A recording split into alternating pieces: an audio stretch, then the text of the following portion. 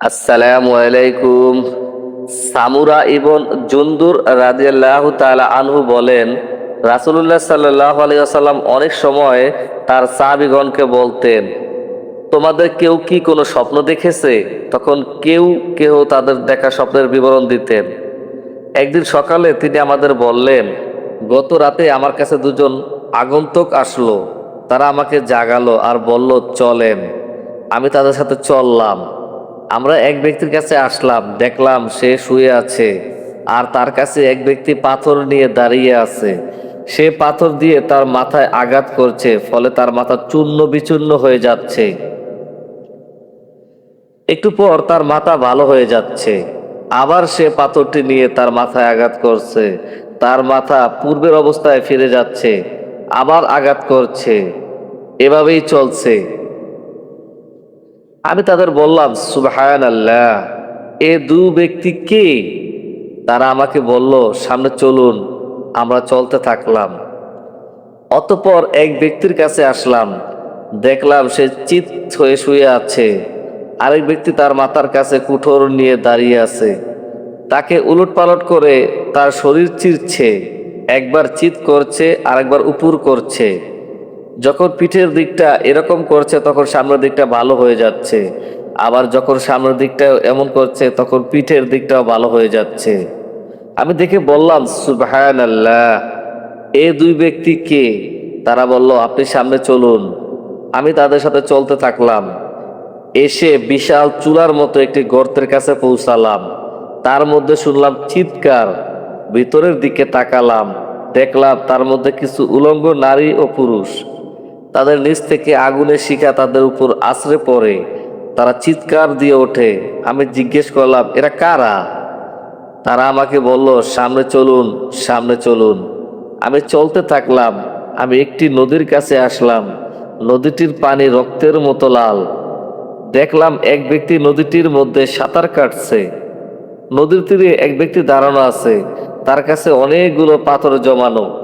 যখন সে তীরের দিকে আসে তখন তার মুখ খুলে যায়। মুখে একটি পাথর নিক্ষেপ করা হয় আর সে তা গিলে ফেলে।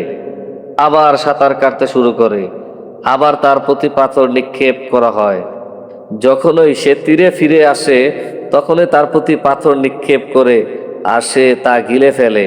আবার সাঁতার কাটতে থাকে। আমি তাদের প্রশ্ন করলাম, কারা এই দুই ব্যক্তি? তারা আমাকে বলল, সামনে চলুন। আমরা সামনে চললাম।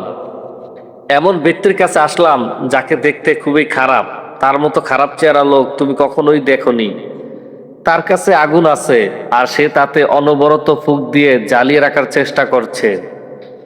আমি তাদের জিজ্ঞেস করলাম, কে এই ব্যক্তি? তারা আমাকে বলল, সামনে চলুন। আমরা সামনে চললাম। এরপর আমরা একটি একটি উদ্যানে আসলাম, যেখানে আছে বিশাল বিশাল গাছ আর আছে প্রত্যেক প্রকারের বসন্তকালীন ফুল। দেখলাম সেই উদ্যানে একজন দীর্ঘকায় মানুষ। আমি তার মতো দীর্ঘ মানুষ দেখিনি। আর চতুর্পাশে দেখলাম বহু সংখ্যক শিশু কিশোর। আমি আমার সঙ্গীদের জিজ্ঞেস করলাম, এরা কারা? তারা আমাকে বলল, সামনে চলুন, সামনে চলুন। আমরা চলতে থাকলাম। এসে পৌঁছালাম এমন একটি সুন্দর উদ্যানে, যার মতো সুন্দর উদ্যান আমি কখনো দেখিনি। আমাকে বলল, উপরের দিকে উঠুন। আমি উঠলাম। এসে পৌঁছালাম এমন একটি শহরে যার বাড়িঘরগুলো স্বর্ণ ও রূপার ইট দ্বারা নির্মিত। আমরা শহরের গেটে এসে পৌঁছালাম। দরজা খোলার জন্য বললাম, দরজা খুলে দেওয়া হলো। দেখলাম সেখানে কিছু মানুষ আছে যাদের শরীর অর্ধেক অংশ অত্যন্ত সুন্দর আর অর্ধেক অতি কুৎসিত। আমার সঙ্গীদ্বয় তাদের বলল, তোমরা ওই নদীতে যাও, নদীর পানি অত্যন্ত স্বচ্ছ। তারা নদীতে ঝাঁপ দিয়ে ফিরে আসলো। দেখা গেল তাদের পুরো শরীর সুন্দর হয়ে গেছে। সঙ্গীদ্বয় আমাকে বলল, এটা হলো জান্নাতে আদন, আর ওইগুলো হলো আপনার বাসস্থান। আমার দৃষ্টি উপরে উঠে গেল। আমি দেখলাম সাদা মেঘের মতো শুভ্র একটি প্রাসাদ। আমাকে বলল, এটা আপনার ঘর। এরপর আমি তাদের উভয়কে বললাম, আল্লাহ তোমাদের বরকত দিন। আমাকে একটু সুযোগ দাও, আমি প্রবেশ করি।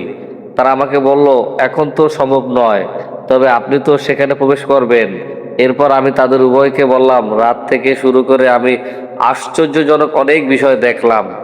যা দেখলাম তা কি? তারা বলল, আমরা আপনাকে এখনই বলছি। তা হলো, যার মাথায় আপনি পাথর দিয়ে মাথায় আঘাত করতে দেখেছেন সে হলো এমন ব্যক্তি যে আল কোরআন গ্রহণ করেছিল কিন্তু পরে তা ছেড়ে দিয়েছে ও ফরজ সালাত রেখে ঘুমিয়ে থেকেছে। আর যার মাথায় কুঠার দিয়ে আঘাত করতে দেখেছেন সে হলো এমন ব্যক্তি যে সকালবেলা ঘর থেকে বের হতো আর আর মিথ্যা ছড়িয়ে বেড়াতো পৃথিবীর বিভিন্ন স্থানে। আর যে চুলের মধ্যে উলঙ্গ নারী ও পুরুষ দেখেছেন তারা হলো ব্যভিচারী নরনারী। আর যাকে দেখেছেন রক্ত নদীতে সাঁতার কাটছে সে হলো সুদখোর। আর যাকে আগুন ফুঁকতে দেখেছেন সে হলো জাহান্নামের রক্ষী। আর উদ্যানে যে দীর্ঘকায় মানুষটিকে দেখেছেন তিনি হলেন ইব্রাহিম আলাইসাল্লাম। আর তার চারিদিকের শিশু কিশোরা হলো যারা স্বভাব ধর্মের উপর শিশু অবস্থায় মারা গেছে। এ কথা বলার সময় অনেকেই প্রশ্ন করলো, ইয়া রাসূলুল্লাহ সাল্লাল্লাহু আলাইহি ওয়াসাল্লাম, মুশরিকদের শিশু সন্তানদেরও কি এই অবস্থা হবে? রাসূলুল্লাহ সাল্লাল্লাহু আলাইহি ওয়াসাল্লাম বললেন, মুশরিকদের শিশু সন্তানদেরও এই অবস্থা হবে। আর যে সকল মানুষকে দেখেছেন যে তাদের কিছু অংশ কুৎসিত আর কিছু অংশ সুন্দর, তারা হলো এমন মানুষ যারা সৎকর্ম করেছে আবার পাপাচারও লিপ্ত হয়েছে, আল্লাহ তাদের ক্ষমা করে দিলেন। বুখারীর অনেকটি বর্ণনা এসেছে, যাকে কুঠোর দিয়ে মাথায় আঘাত করা হচ্ছে সে হলো এমন ব্যক্তি যে মিথ্যা রচনা করত আর তা বিভিন্ন প্রান্তে ছড়িয়ে দিত। কিয়ামত পর্যন্ত তাকে এভাবে শাস্তি দেওয়া হবে। আর যার মাথায় কুঠার দিয়ে আঘাত করা হচ্ছে সে হলো এমন ব্যক্তি যে আল কোরআন শিখেছে আর রাত নিদ্রায় কাটিয়েছে এবং দিনে কোরআন অনুযায়ী আমল করেনি। কিয়ামত পর্যন্ত তাকে এভাবেই শাস্তি দেওয়া হবে। এই হাদিস থেকে আমরা যা শিখতে পারলাম তা হলো, এক, রাসূলুল্লাহ সাল্লাল্লাহু আলাইহি ওয়াসাল্লামের একটি স্বপ্নের বিবরণ হলো এই হাদিস। আমরা জানি নবী ও রাসূলদের স্বপ্ন আমাদের স্বপ্নের মতো নয়। তাদের স্বপ্ন এক ধরনের ওহী বা আল্লাহর পক্ষ থেকে নির্দেশ। দুই, কিয়ামত পর্যন্ত তাকে এভাবে শাস্তি দেওয়া হবে। হাদিসের এ বক্তব্য দ্বারা স্পষ্ট হলো যে এই শাস্তিটি বর্জক জীবনের শাস্তি। কিয়ামতের পর হিসাব নিকাশ ও বিচারের পর তার চূড়ান্ত গন্তব্য স্থির করা হবে। তিন, আল কোরআন ধারণ করে আবার তা ত্যাগ করার শাস্তি জানা গেল। আল কোরআন অধ্যয়ন করে সে মোতাবেক জীবন পরিচালনা না করার পরিণাম জানতে পারলাম।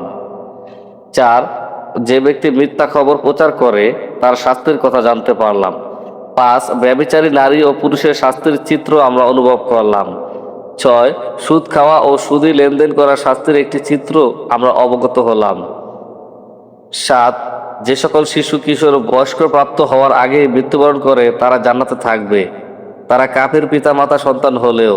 কারণ প্রতিটি শিশু স্বভাব ধর্ম ইসলাম নিয়ে জন্মগ্রহণ করে, পিতামাতা তাকে ইয়াহুদি বানায়, খ্রিস্টান বানায় ও পৌত্তলিক হতে পথ দেখায়। আট, যে সকল মুসলিম পাপাচার করে ও সৎকর্ম করে তারা একদিন না একদিন অবশ্যই জাহান্নাম থেকে মুক্তি লাভ করে জান্নাতে প্রবেশ করবে। কেউ আল্লাহ তাআলার ক্ষমা লাভ করে শাস্তি ভোগ ব্যতীত মুক্তি পাবে, কেউ শাস্তি ভোগ করে মুক্তি পাবে। হাদিসে এসেছে, আনাস ইবন মালিক রাদিয়াল্লাহু তাআলা আনহু থেকে বর্ণিত, তিনি বলেন, রাসূলুল্লাহ সাল্লাল্লাহু আলাইহি সাল্লাম বলেছেন, যখন আমার রব আমাকে ঊর্ধ্বে আরোহণ বা মিরাজে গমন করালেন তখন আমি এমন একদল মানুষ দেখলাম যাদের হাতে আমার বড় বড় নখ। এই নখ দিয়ে তারা তাদের মুখমণ্ডল ও বক্ষ খামচাচ্ছে। আমি জিজ্ঞেস করলাম, হে জিব্রাইল, এরা কারা? সে বলল, এরা হলো ওই সকল মানুষ যারা মানুষের গোশত খেত, তাদের সম্মান হানি ঘটাতো। হাদিসটি থেকে আমরা যা শিখতে পারলাম তা হলো, এক, মিরাজের সময় রাসূল সাল্লাল্লাহু আলাইহি সাল্লামকে বর্জক জাহান্নামের শাস্তি ও জান্নাতের কিছু চিত্র দেখানো হয়েছে। দুই, মানুষের গোশত খাওয়ার অর্থ হলো তাদের দোষ চর্চা করা, গীবত করা, তাদের দোষ প্রচার করে সমাজে তাদেরকে হেয় প্রতিপন্ন বা মানহানি করা। যেমন আল্লাহ তাআলা বলেন, তোমরা একে অপরের গীবত করো না। তোমাদের মধ্যে কেউ কি নিজ মৃত ভাইয়ের গোশত খেতে পছন্দ করবে? তোমরা তো তা অপছন্দই করে থাকো। সূরা আল হুজুরাত আয়াত 12। এই আয়াতে অপরের দোষ চর্চাকে আল্লাহ রাব্বুল আলামিন নিজ মৃত ভাইয়ের গোশত খাওয়ার সাথে তুলনা করেছেন। যারা এটা করে তারা মূলত নিজ মৃত ভাইয়ের গোশত খাওয়ার মতো নিকৃষ্ট কাজ করে।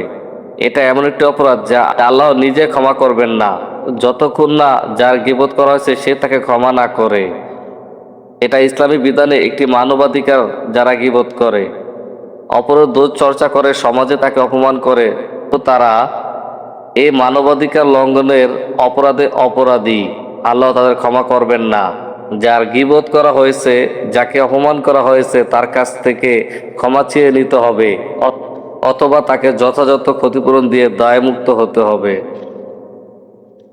3, অপর মানুষের মান সম্মান রক্ষা করা মুমিনদের দায়িত্ব। অন্যের মান সম্মান আঘাত করা ইসলামে হারাম করা হয়েছে। অপরের গোপন দোষ প্রচার করা, মিথ্যা অপবাদ দেওয়া ইত্যাদি হারাম। তবে যথাযথ কর্তৃপক্ষ বা আদালতের কাছে সংশোধনের উদ্দেশ্যে অপরাধের বিরুদ্ধে অভিযোগ বা সত্য সাক্ষ্য প্রদান করা নিষেধ নয়। সহিহ বুখারী হাদিস নং 7047, সহিহ বুখারী হাদিস নং 1143 এবং মুসনাদে আহমদ